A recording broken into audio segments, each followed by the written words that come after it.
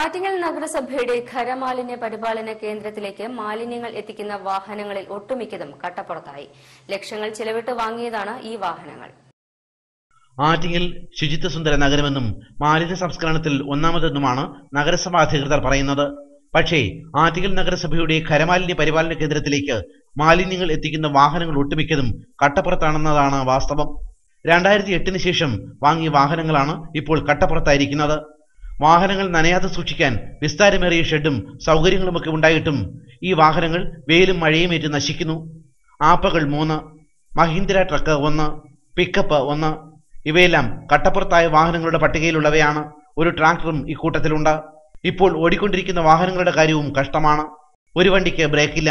ചവർ വണ്ടി ഇടിച്ച് നഗരവാസികൾ മരണപ്പെടുന്ന കാലം വിദൂരമല്ല. മറ്റൊരു വാഹനത്തിന്റെ ഡോറ് കയർ കൊണ്ട് കെട്ടിവെച്ചിരിക്കുന്നു. കയറിന്റെ തുണയില്ലെങ്കിൽ ശുചീകരണത്തൊഴിലാളിയോ ഡ്രൈവറോ വെളിയിൽ വീഴും. ഇതുമാത്രമല്ല, 3 വാഹനങ്ങൾ വർക്ക്ഷോപ്പിലുമുണ്ട്. ഒന്ന് തിരുവനന്തപുരത്ത് വർക്ക്ഷോപ്പിലാണ്.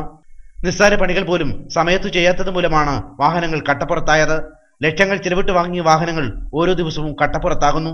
അറ്റകുറ്റപ്പണികൾ നടത്താൻ നഗരസഭാ അധികൃതർക്ക് മനസ്സില്ല. ചവർ വണ്ടികൾ കട്ടപ്പുറത്തായിട്ടും ആറ്റിങ്ങൽ നഗരസഭയുടെ മാലിന്യ സംസ്കരണം കാര്യക്ഷമം. നഗരസഭയുടെ മായാജാലം. ACV news, Attingal.